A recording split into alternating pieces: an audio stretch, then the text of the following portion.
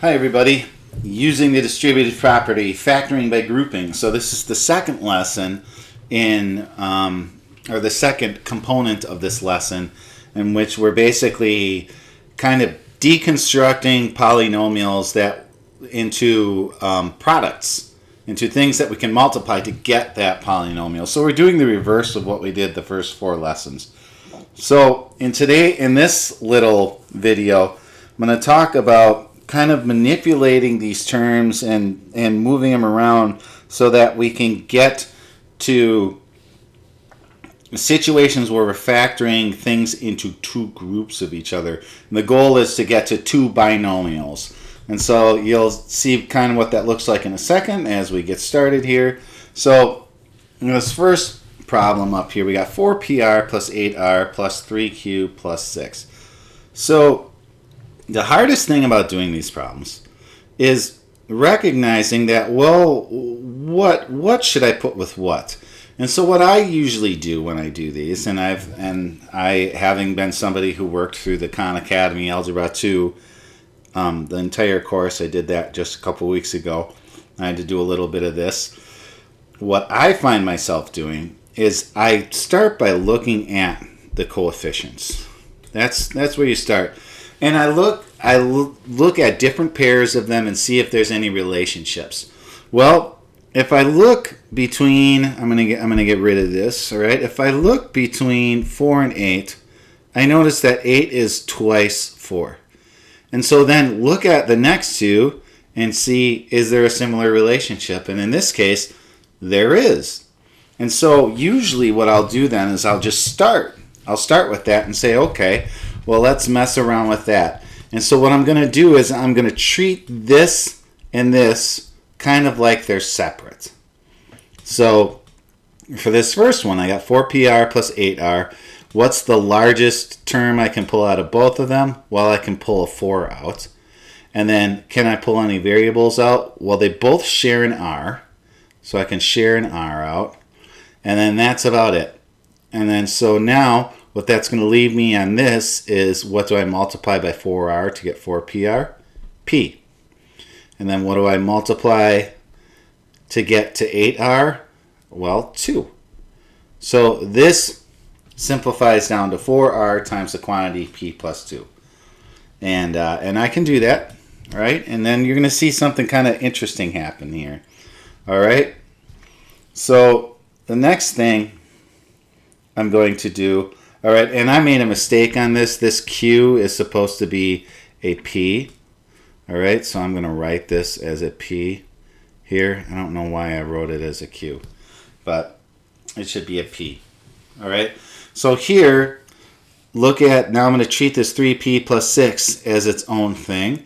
All right, so what I'm going to do is I'm going to go plus, and it looks like the largest number I can pull out of both of these is a 3. And that's really the only thing I can pull out that they share in common, is just that factor of 3. And so what do I multiply by 3 to get 3p? P. And what do I multiply by 6 to get 3? 2. Now, we've got something kind of interesting going on here, besides the fact that my hand is resting on the screen and doing weird things, is I've got two products here, okay? Where I'm going to change colors here, where I've got my numbers here that are on the outside, and then do you notice that this and this are the same? So if I were to factor this using the distributive property, I could pull out a factor of p plus 2 out of both of these. And then that would leave me 4r on this one right here, and then from this one it would leave me 3 plus 3. So what I've just done is I've taken this whole thing and I've broken it down into a product of two binomials that, when I multiply them out, give me this thing right here. Okay? And what you can do if you don't trust it, right? If you get finished with it and you're like, I don't know, man, multiply it out. All right, so let's do p times 4r gives me 4pr. P times 3 gives me plus 3p. 2 times 4r gives me 8r. And then 2 times 3 gives me 6. So here's my 4 PRs. Here's my 3 Ps. Here's my 6. And here's my 8 Rs. So I know that this is legit. All right, let's try this next one below it here. All right. So we've got 2u squared v minus 15 minus 6u squared plus 5v. So I have a feeling we're going to have to do a little moving around on this one. So if I look at this, 2 and 15 don't really have a numerical relationship. 7.5, that doesn't really count. That's not what we're looking for. 2 and 6, well, if I look at that, 6 is 3 times what 2 is. All right, so that would leave me 15 and 5. And 5 is 3 times what 15 is. So let's go with that. So let's rewrite this as 2u squared v, and now I'm going to move this minus 6u squared over here. And because of how I think I want to do this, you notice how I have the smaller number on the left and the larger one on the right? We're going to write this one the same way, plus 5v minus 15. So all I'm doing here is rewriting this. All right, now let's treat this first one like its own thing. So I know I can pull out a factor of 2 out of both of these, and I can also pull out a u squared out of both of these, and that's about it. And then when I put in my my parentheses, it looks like I would multiply this one by v, and then this would be minus 3. Again, I'm just looking at what do I multiply 2u squared by to get 2u squared v? Well, by v. And what do I multiply 2u squared by to get 6u squared? Well, it's 3 of them. So this one is cleaned up kind of nicely. And then on this one, I got plus. And then it looks like I can pull a factor of 5 out of both of them. And that's about it. And that would give me v, and oh, look at this, minus 3. So nice and clean. And then we're going to do what we did in this upper last case here, and we're going to pull out a factor of v minus 3 out of both of these, and then that's going to leave me with this plus this. So 2u squared plus 5.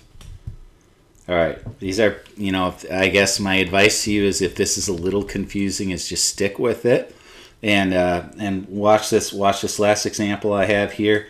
Or 2 more examples. All right, it's going to be another long video. My apologies, but again, I think it's kind of important. So on this one here, I'm looking at this. It would make, I think, the most sense if you notice my coefficient in front of this one is 1, and my coefficient in front of this one is 1. Well, I have a 1-to-1 ratio if I move these two by each other, and then I'll have the same thing with the coefficients if I move these two by each other.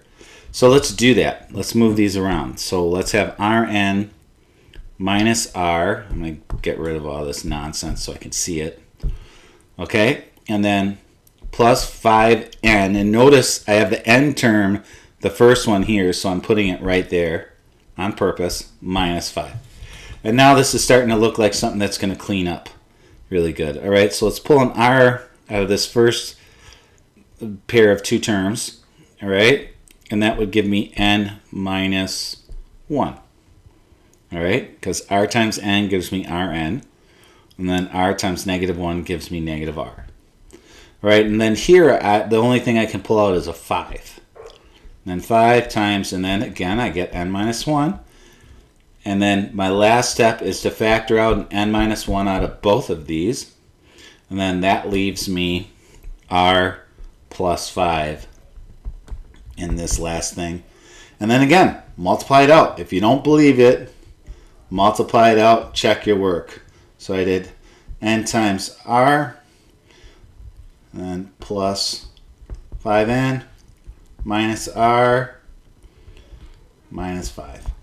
And that's exactly what we started with. So this answer right here, we'll get rid of everything we just did.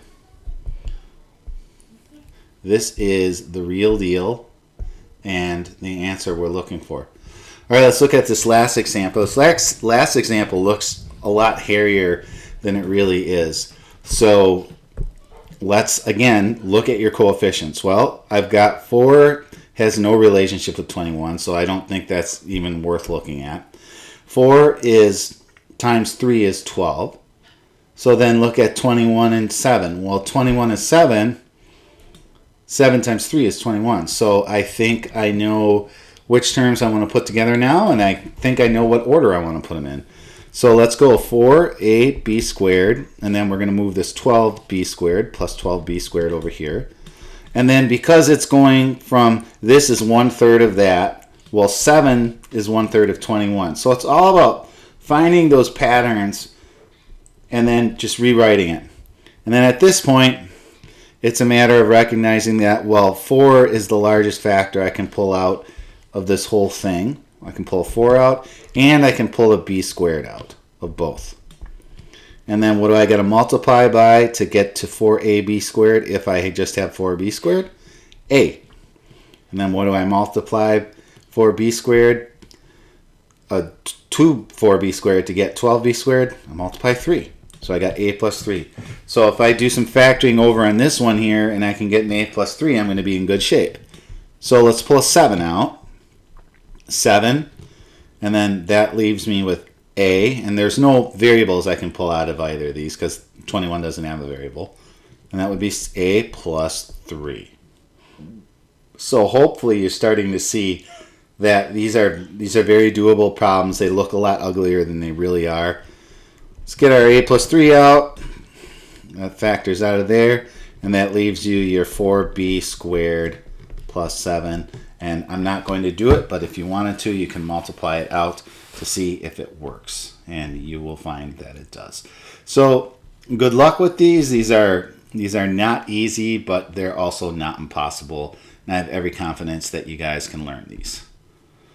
All right. Thank you for watching.